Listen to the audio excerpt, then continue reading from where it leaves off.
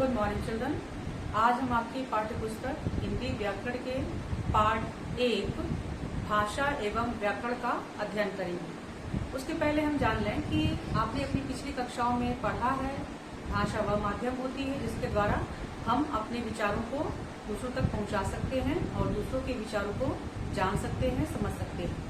संबंधित यही परिभाषा मैंने यहाँ पे लिख ली है जिसे आप अच्छी तरीके से समझ देख लें। भाषा वह माध्यम है जिसके द्वारा हम अपने विचारों को दूसरों तक पहुंचा सकते हैं और दूसरों के विचारों को जान सकते हैं और समझ सकते हैं। इस प्रकार से देखें तो भाषा के मुख्यतः 2 रूप होते हैं, लिखित भाषा और मौखिक भाषा। जैसा कि हम जानते हैं लिखित भाषा भाषा का वह रूप होता है जो लिखकर और पढ़कर व्यक्त किया जाता है।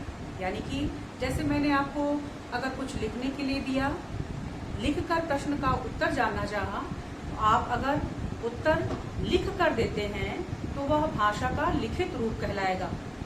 किंतु यदि मैं जैसे आपसे बातचीत कर रही हूँ, अपने विचारों को आप तक पहुँचाने का प्रयास कर रही हूँ, भाषा संबंधित, परिभाषा संबंधित, भाषा के रूप संबंधित, तो ये जो विचारों का आदान प्रदान हो रहा है मेरे द्वारा मौखिक रूप से आपको जानकारी दी जा रही है और आपके द्वारा सुनकर वह जानकारी प्राप्त की जा रही है, तो भाषा का यह रूप मौखिक रूप कहलाता है। एक और भाषा हमारे संज्ञान में है, जैसा कि हम जानते हैं कि सांकेतिक भाषा। सांकेतिक भाषा भी प्रयोग में आती है। भाषा का यह वह माध्यम है जो संकेतों के माध्यम से अपने विचारों को दूसरों तक पहुंचाने का प्रयास करता है। और इस भाषा में हम देखते हैं कि जैसे जो लोग सुन नहीं सकते, जो लोग बोल नहीं सकते, उनके लिए भी सुनने और बोलने के लिए कुछ सांकेतिक भाषा का प्रयोग किया जाता है ताकि जो जानकारी या जो विचार, जो भाव हम उन तक पहुंचाना चाहते हैं वे संकेतों के माध्यम से उन तक पहुंच सके और ऐसा संभव उनके लिए ही हो पाता है। किंतु हम देखें कि इस प्रकार की भाषा का प्रयोग बस उसी वर्ग तक सीमित है जो लोग बोल नहीं सकते या फिर जो लोग सुन नहीं सकते।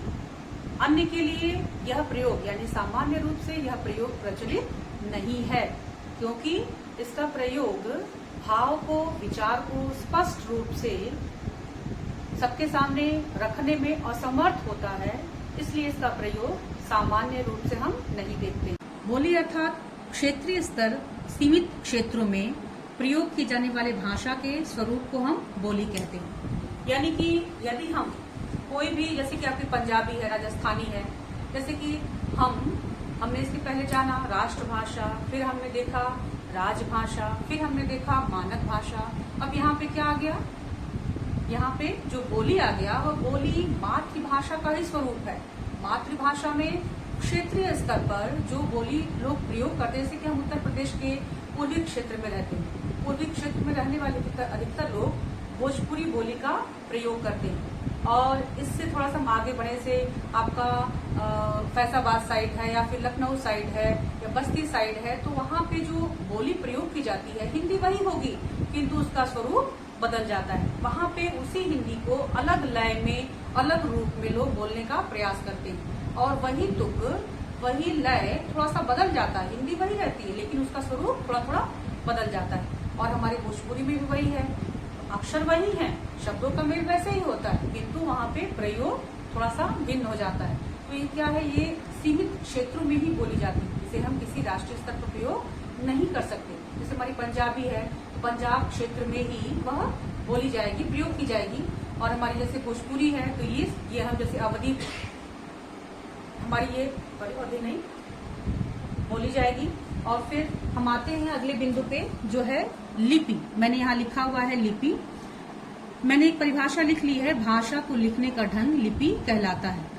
तो इसके लिए मैं एक उदाहरण देख रही हूँ कि जैसे ये आपका अक्षर है क, इस क अक्षर को लिखने का जो तरीका बताया गया वो किसके माध्यम से बताया गया?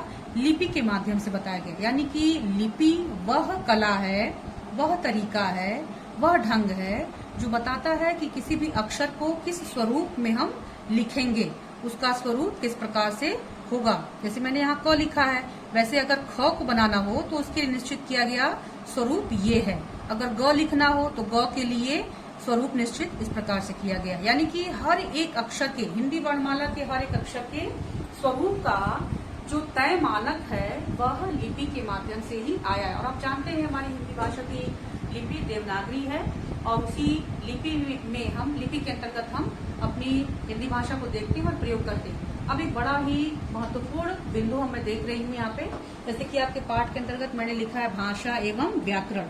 तो भाषा संबंधित हमने अध्ययन यहाँ तक किया, तो हम देखते हैं व्याकरण। तो व्याकरण में यह मैंने जरूरी क्यों कहा, आवश्यक क्यों कहा, इसलिए कहा क्योंकि अगर हम किसी भाषा को सीखने जाते हैं तो बिना उस भाषा से संबंधित व्याकरण का अध्ययन किए उस भाषा को सही रूप में, शुद्ध रूप में लिखने और बोलने, प्रयोग करने का ज्ञान हम प्राप्त नहीं कर सकते।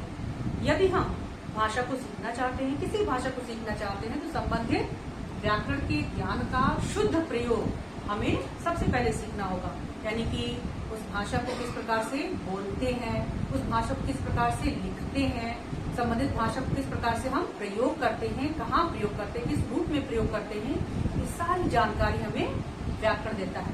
तो कहा भी जाता है व्याकरण को शास्त्र कहा गया है, इसलिए कहा गया क्योंकि यह शास्त्र के रूप में ही कार्य करता है, जो नियमों से हमें अवगत कराता है किसी भी भाषा को लेकर।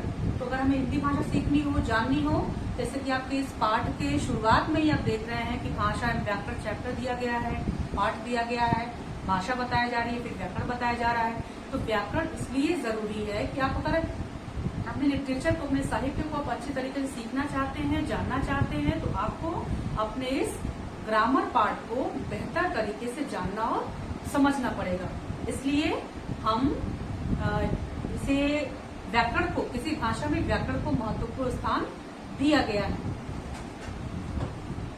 जैसे अगला बिंदु मैंने यहाँ लिखा हुआ है, हिंदी भाषा का महत्व।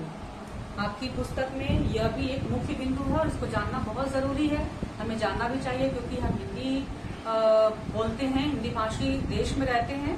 तो हिंदी भाषा हमारे देश में एक मानक रूप में जो प्रयोग में आपको बताई गई कि आ रही है, आती जा रही है, इसके पहले इस देवनागरी लिपि को हमारे संविधान में सबसे पहले 14 सितंबर 1939 को देश की राष्ट्रभाषा का दर्जा दिया गया है। ये अलग बात है कि कुछ लोग इसे राष्ट्रभाषा नहीं मानते, क्योंकि उनका अपना अपना तर्क होता है, कुछ तर्क सही भी है, कुछ तर्क गलत भी है, किंतु हम इसके आधार पर ये नहीं कह सकते कि हमारी हिंदी राष्ट्रभाषा नहीं है। हम इसके इस मान्य, इस जो ये नियम कहा गया, इसके लिए जो बताया गया कि हमारी हिंदी भाषा एक राष्ट्रभाषा के रूप में जानी जाएगी, और उस नियम को, उस कानून को हमने नतमस्तक होते हुए, उसके समक्ष नतमस्तक होते हुए उसे स्वीकार किया है। और 14 सितंबर को जो हमारी हिंदी राष्ट्रभाषा के रूप में संविधान में चिन्हित की गई, मान्यता दी गई, उस हिंदी भाषा को हम ही नहीं, विदेश में भी लोग जानने, सीखने, समझने, बोलने के लिए तत्पर रहते हैं। ऐसा क्यों है? ऐसा इसलिए है क्योंकि देश में, पूरे विश्व का बेहतर साहित्य, श्रेष्ठ साहित्य हमारी हिंदी भाषा में ही उपलब्ध है। और हमारी हिंदी भाषा की सबसे बड़ी विशेषता क्या है कि इसमें जो बोला जाता है वही लिखा जाता है, यानी कि जो आपने बोला वही आप लिखेंगे। इसकी सबसे बड़ी विशेषता यही है, और इसके कारण लोग इसे सीखने के लिए तत्पर रहते हैं। ये एक बड़ी सजीव भाषा है, इसका मान सम्मान हमें करना चाहिए। अभी तक जितनी जानकारी आपको दी गई, जो मैंने आपको यहाँ पे बताया, जो पाठ के अंतर्गत था, भाषा एवं व्याकरण पाठ के अंतर्गत क्या बताया गया आपको? भाषा की परिभाषा के अंतर्गत बताया गया भाषा वह माध्यम है जिसके द्वारा हम अपने विचारों को दूसरों तक पहुंचा सकते हैं और दूसरों के विचारों को जान सकते हैं, समझ सकते हैं। फिर बताया गया आपको भाषा के मुख्यतः दो रूप हैं। पहला है लिखित भाषा, दूसरा है मौखिक भाषा। लिखित भाषा क्या बताया गया आपको? बोलकर और पढ़कर नहीं, हम इसके लिए कहेंगे लिखकर और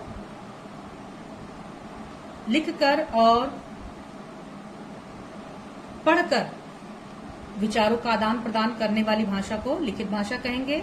और मौखिक भाषा अर्थात भाषा का वह रूप जो बोलकर और सुनकर भाषा का आदान प्रदान करने के लिए प्रयोग किया जाता है। फिर आपको बताया गया बोली और फिर लिपि। बोली अर्थात सीमित क्षेत्र में बोली जाने वाली भाषा का स्वरूप, जैसे आपका है पंजाबी, राजस्थानी, भोजपुरी। और फिर आपको बताया गया लिपि। लिपि अर्थात भाषा को लिखने का ढंग, भाषा को लिखने का तरीका, जो कि हमें बताता है कि भाषा को किस प्रकार से लिखा जाता है, उसके स्वरूप को बताता है। फिर आपको बताया गया व्याकरण। व्याकरण यानी वह शास्त्र व माध्यम जिसके द्वारा किसी भाषा को हम शुद्ध रूप में लिखने पढ़ने का ज्ञान प्राप्त करते हैं। फिर आपको बताया गया अगला बिंदु हिंदी भाषा का महत्व। हिंदी भाषा के महत्व में आपको बताया गया कि हमारे संविधान ने 14 सितंबर को हिंदी को राष्ट्रभाषा के रूप में मान्यता दी है। और इस भाषा के महत्व को इस प्रकार से हम देख सकते हैं कि इस भाषा की सजीवता और इस भाषा के उच्चारण और लेखन में समानता के कारण, श्रेष्ठ साहित्य होने के कारण हम ही नहीं, हमारे देश के लोग ही नहीं, बाहर के दोस्त यानी विदेशी भी इसे सीखने के लिए तत्पर रहते हैं। तो यार एक और बिंदु यहाँ बनता है, भाषा और बोली में अंतर पूछा जाता है। तो भाषा और बोली में अंतर, मैं यहाँ पे कुछ बिंदु बता दूं आपको। भाषा यानी सीमित क्षेत्र में, भाषा यानी कि व्यापक क्षेत्र में बोली जाती है, और बोली आपकी सीमित क्षेत्र में बोली जाती है। भाषा स्थायी होती है और बोली अस्थायी होती है। तो जो दो मैंने यहाँ पे शब्द लिखे हुए हैं ये पर्याप्त नहीं है, इनको जब भी हम कक्षा में अध्ययन करेंगे तो विस्तृत रूप से इसके बारे में बताया जाएगा। अभी के लिए इतना ही।